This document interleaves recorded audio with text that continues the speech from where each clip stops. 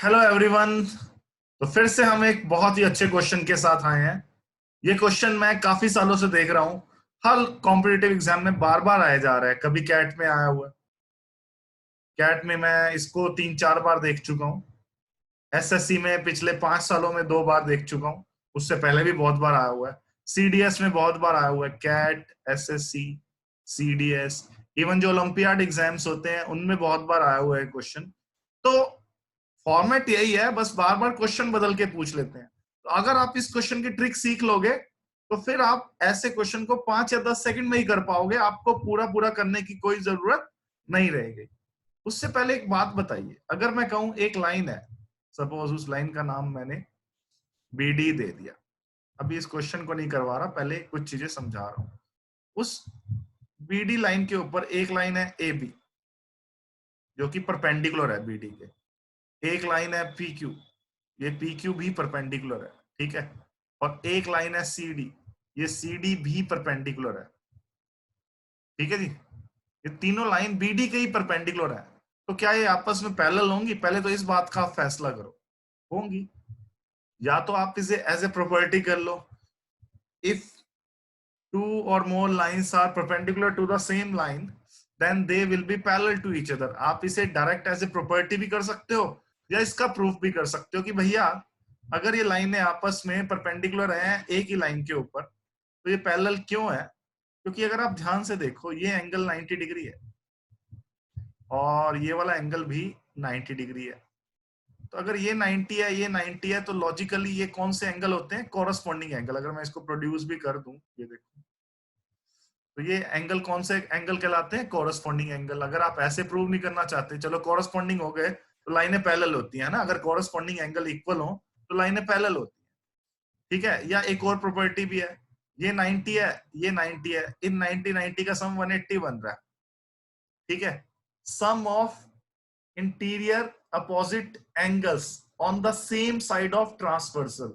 अगर आपने कभी ये किया हो कि दो लाइनें पैरेलल हैं सपोज, तो इन दोनों का सम 180 होता है, ठीक है। Interior angles on the same side of transversal. तो अगर ये सम 180 आ रहा है तो ये लाइनें आपस में पैरेलल होंगी। कौन सी लाइन? इसको अगर मैं लाइन एल कह दूं, इसको मैं लाइन एम कह दूं, तो लाइन पैरेलल क्यों हुई? क्योंकि इन दोनों का सम, मैं कलर और ले लेता हूं, ये वाला एंगल, दिस प्लस दिस 180 बन रहा है, ठीक है। ये भी हमने कभी ना कभी बचपन में पढ़ा हुआ है। या पैरेलल क्यों कह सकते हो? इन लाइन, ये इस वाले डायग्राम में देखो, ये वाला, क्योंकि ये सेम लाइन के परपेंडिकुलर है, तो 90 90 180 बन गया, या 90 और 90 ये वाला कोरस्पॉन्डिंग हो गया, ठीक है। तो ये बेसिक बात आपको समझ आ गई। अगर ये बेसिक बात आपको समझ आ गई, उसके बाद फिर हम इस क्वेश्चन पे आते हैं। कलर मैं ले लेता हूं ब्राउन। देखिए, A B C D and P Q R perpendicular to B D. A B भी, ये देखो, पेन को देखो मेरे, ये ए बी भी और सी डी भी, ये और पी क्यू भी परपेंडिकुलर है, ठीक है। ए बी की लेंथ भी दी हुई है x, और पी क्यू की लेंथ दी हुई है z, और सी डी की लेंथ दी हुई है y। तो पूछा हुआ है 1/x प्लस 1/y की वैल्यू क्या होगी, ठीक है। तो आपको मैं ये प्रूफ करके दिखा दूंगा, लेकिन as a competitive point of view से आपने याद रखना है 1/x plus 1/y is equal to 1/z। ये डायरेक्ट शॉर्टकट याद रखना है। या इसको सॉल्व कर लोगे तो z is equal to x Y upon x plus y, मतलब इन दोनों का प्रोडक्ट और अपॉन में डिनोमिनेटर में इन दोनों का सम, तो ये z की वैल्यू आ जाएगी, ठीक है। इसको सॉल्व करोगे ना, ये चीज और ये चीज, ये आपको दोनों अगर याद हो जाती है ना, तो आप कॉम्पिटिटिव एग्जाम में, आप जितने भी कॉम्पिटिटिव एग्जाम उठा के देखना, इस तरह का अगर कोई क्वेश्चन आया हुआ है, इस तरह का क्वेश्चन, वो भी आपको बताता हूं। ये लाइनें परपेंडिकुलर हैं, देखो ए बी सी डी और पी क्यू। इस ध्यान से देखो, ए और डी को ज्वाइन किया हुआ है, ए और डी को, सी और बी को ज्वाइन किया हुआ है, और ये कहां मिल रही है? पी पे। और ये लाइनें कहां मिल रही हैं? पी पे, और पी से ही परपेंडिकुलर खींचा हुआ है। अगर इस तरह का फॉर्मेट है आपका, तो सीधा सीधा 1/दिस वैल्यू प्लस 1/दिस वैल्यू इज इक्वल टू 1/दिस वैल्यू। या इसको सॉल्व कर लो, तो z की वैल्यू सॉल्व भी करके दिखाऊं क्या? कर लोगे आप? z आप यूं समझ सकते हो कि आपने एक्स वाई जेड एलसीएम ले लिया, ले लिया एक्स वाई जेड, ऊपर यहाँ जेड वाई आ जाएगा, यहाँ जेड एक्स आ जाएगा, है ना, और उधर एक्स वाई आ जाएगा। तो सॉल्व करके क्या आ जाएगा, जेड कॉमन ले लेंगे तो जेड की वैल्यू आ जाएगी x Y upon x plus y. ठीक है। अब आपके मन में आ रहा होगा सर नहीं, आप रटवा रहे हो चीज को, हमें समझाओ ये रिजल्ट कैसे आया। बेटा एक बार समझ लो, मैं समझा देता हूं, लेकिन एक बार जब आप समझ लोगे तो आपको ये दोनों रिजल्ट अच्छे से याद हो जाने चाहिए, तभी आप 5 सेकंड में कर पाओगे। ठीक है, आओ मैं आप समझाता हूं ये रिजल्ट बने कैसे। अब ध्यान से देखना, मैं कलरिंग कर देता हूं पी क्यू डी ट्रायंगल की। पहले ये पी क्यू डी ट्रायंगल नजर आ रही है, और बड़ी ट्रायंगल, आओ बड़ी ट्रायंगल भी कलरिंग कर देता हूं मैं, ए बी डी। एक मैंने कौन सी ली, पी क्यू डी, है ना ये, और एक मैंने कौन सी ली, ए बी डी। नजर आ गई आपको ये? ठीक है। तो क्या triangle P Q D A B D के सिमिलर है? बताओ। यस। क्यों है ट्रायंगल पी क्यू डी और बड़ी triangle A B D similar क्यों है? क्योंकि सिमिलैरिटी में मैंने आपको बताया हुआ है कई बार कि जब दो एंगल भी आप इक्वल प्रूव कर देते हो तो दोनों ट्रायंगल क्या हो जाती हैं, सिमिलर। अब ये दो एंगल कौन कौन से इक्वल है ये जानना बहुत जरूरी है। अगर आप ध्यान से देखो, आप कहोगे सर आपने बताया ही है कि ये परपेंडिकुलर है, उधर 90 है तो इधर भी 90 है, तो परपेंडिकुलर ही है। ये एंगल 90 है, ठीक है। उधर से देखो आप, उधर से देखो, ये एंगल 90 है, तो ये एंगल 90, ये एंगल 90, एक तो 90 90 प्रूव हो गया। ठीक है, तो इसको आप एंगल 1 नाम देना चाहते हो, आप इसको एंगल 1 नाम दे दीजिए, ये वाला जो 90 वाला है, और इसको एंगल 2 दे दीजिए, तो angle 1 is equal to angle 2 90 degree हो गया। और कौन सा एंगल इक्वल है? शाबाश। अगर ये लाइनें पैरेलल है, मैं थोड़ा प्रोड्यूस भी कर देता हूँ इस पीक्यू को आपकी सिर्फ समझाने के लिए। अगर ये लाइनें पैरेलल है, और ये ध्यान से देखिए, ये लाइन, मैं कलर भी कोई और ले लेता हूं ताकि आपको समझ आ जाए, ये रेड से डिनोट कर दी मैंने, ये लाइन। ठीक है, इसको थोड़ा सा प्रोड्यूस भी, ये लाइन एक तरह से ट्रांसवर्सल एक्ट कर रही है ना। और ये ग्रीन वाली लाइन है जो स्ट्रेट स्ट्रेट है, ये पैरेलल भी है, ये हमने प्रूव किया। तो क्या ये एंगल, ये वाला एंगल QPD, और क्या ये एंगल एंगल BAD इक्वल होंगे? यस होंगे। ये वाला, ये क्यों होंगे? अगर ट्रांसवर्सल है तो कौन से एंगल बन रहे हैं? Corresponding angle. इसको नाम दे दो एंगल 3, और इसको नाम दे दो एंगल 4। ठीक है, फिगर में ज्यादा लाइनें होगी तो मैं दोबारा से सिंप्लीफाई कर देता हूं। आओ मैं क्लियर ऑल स्क्रीन करके, क्लियर ऑल ड्राइंग करके यहां से मैं आपको इरेजर से भी आपको रब कर देता हूं ये सब कुछ, ताकि आपको समझ आ जाए।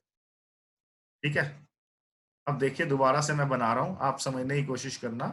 यहाँ पे एक तो आपका एंगल 1 ये वाला, और एंगल 2 90 90 हो गया, एंगल 1 और एंगल 2 90, और ये मैंने दिखाया था एंगल 3 और एंगल 4। कौन से एंगल है ये? कोरस्पॉन्डिंग एंगल 3 और एंगल 4 कौन से एंगल है? Corresponding angle. ठीक है, मैं थोड़ा धीरे धीरे पढ़ा रहा हूं, कोई नहीं, एक बार प्रूव कर लोगे तो फिर आपको दिक्कत नहीं रहेगी, फिर आपको ये प्रूव करने की जरूरत नहीं है, फिर तो आपको डायरेक्ट ये 1/x प्लस 1/y किसके बराबर होता है? 1/z आपको डायरेक्ट पता होना चाहिए, एक बार समझ लो बस। तो ट्रायंगल PQD, PQD ये वाली जो मैंने पिंक से भी दिखाई थी उस समय आपको, ये PQD छोटे वाली, ये PQD किसके सिमिलर हो गई? ABD के, बड़े वाली के। अगर ये सिमिलर हो गई, पहले तो सिमिलैरिटी का क्या क्राइटेरिया होता है? अगर आप दो एंगल भी इक्वल प्रूव कर देते हो ना ट्रायंगल्स के, तो ट्रायंगल हो जाती है सिमिलर। अब सिमिलर होने के बाद कॉरस्पॉन्डिंग साइड्स का रेशियो सेम होता है। कहने का मतलब, अगर मैं यहां से QD पकड़ लूंगी तो उधर से मुझे कॉरस्पॉन्डेंस में BD पकड़ना पड़ेगा। ठीक है, कोई डाउट? और छोटे में ये PQ क्या था बोलो? Z था ना। ये लो अब मैं क्लियर ऑल ड्राइंग कर देता हूं, PQ Z था ये, और ये X था। तो QD मैंने वो रब कर दिया ना, QD अपॉन BD तो लिख ही दिया था कोरस्पॉन्डेंस से, उधर से ये Z/X हो गया। बोलो, इसको आप फर्स्ट लिख लो, इसको आप क्या लिख लो? फर्स्ट। QD अपॉन BD पूरा, पूरा BD, और QD थोड़ा सा, और उधर से इस ट्रायंगल की z और उस ट्रायंगल की कोरस्पॉन्डेंस में x आ जाएगी। बोलो, क्योंकि कौन सी सिमिलर थी ना, P Q D similar to triangle P Q D similar to triangle ABD, है ना। तो क्यू डी लिया तो उधर से मैंने बी डी लिया, और फिर मैंने पी क्यू लिया फर्स्ट टू लाइन, उधर से फिर मैंने ए बी ले लिया फर्स्ट 2 पॉइंट्स जो है हमारे। ठीक है, P Q upon A B. तो पी क्यू कितना है हमारे पास जेड, और ए बी कितना है हमारे पास एक्स। तो ये फर्स्ट पॉइंट प्रूव हो गया आपके सामने। ठीक है, आइए मैं फिर से इसको इरेज कर देता हूं और उस पॉइंट उस ट्रायंगल के पॉइंट ऑफ व्यू से समझाता हूं। आइए अब बताइए मुझे जल्दी जल्दी, अगर मैं इस ट्रायंगल की बात करूं, ये जो ये वाली, ये किसके सिमिलर है, पी क्यू बी ट्रायंगल। उसी लॉजिक से triangle P Q B similar हो जाएगी ट्रायंगल सी डी बी के। बहुत आसान है। अब पी क्यू बी और सी डी बी सिमिलर होगी, तो सेम लॉजिक से पी क्यू बी की कौन सी साइड, क्यू बी साइड ये, और बड़े की बी डी, डी बी या बी डी कह दो, एक ही बात है। ठीक है, और ये किसके बराबर होगा फिर, इस ट्रायंगल की z और उस ट्रायंगल बड़े वाले की y, इस बड़े वाले की y, z बाय y। इसको सेकंड मान लो, ऐड कर दो दोनों को, 1 और 2 को ऐड करो। अब ध्यान रखो, जब आप इसको ऐड करोगे इन दोनों को, नीचे तो बी डी है, तो बी डी तो नीचे आया, एलसीएम एक तरह से कह सकते हो, और ऊपर आपका क्या आ गया, Q D plus Q B. ठीक है, और उधर से आपका क्या आया, z by x plus Z by y. मैं दोबारा से लिख दूं इसको ताकि आपको समझ आ जाए, यहां लिख देता हूं, Q D plus Q B, और उधर से नीचे बी डी, और यहां पे मैंने क्या लिखा है, z by x plus Z by Y, z by x plus Z by Y. यहां तक हो गया। अब Q D plus Q B देखिए, Q D plus Q B, जल्दी बताओ Q D plus Q B क्या है, ये ध्यान से देखो, ये बी डी तो हो गया, ये क्यू डी, ये क्यू बी, तो ये बी डी तो हो गया, B D by B D, या तो 1 हो गया ये, और उधर से z कॉमन ले लो, 1 by x plus 1 by y हो गया हमारा, बी डी कट गया, और z नीचे ले आए 1 के, 1 by z is equal to 1 by x plus 1 by y. ये प्रूव हो गया हमारा। और इसको सॉल्व करोगे तो मैंने आपको क्या बताया था, एक तो 1 by z is equal to 1 by x plus 1 by y. Further solve करोगे तो z की वैल्यू और क्या रटवाई थी, z is equal to x Y, इन दोनों का product upon x plus Y, X Y upon x plus Y. ये दोनों रिजल्ट अब आपको अच्छे से मालूम होने चाहिए। ठीक है जी, आगे बढ़ूं अब मैं, ये क्वेश्चन हो गया अच्छे से क्लियर, ऑल ड्राइंग कर रहा हूं मैं, आपको अगर समझना हो तो दोबारा से यहां तक देख लेना, मैं अगला क्वेश्चन डिस्कस कर रहा हूँ। आइए, इस क्वेश्चन का आंसर तो 1 बाय जेड हमने प्रूव कर लिया।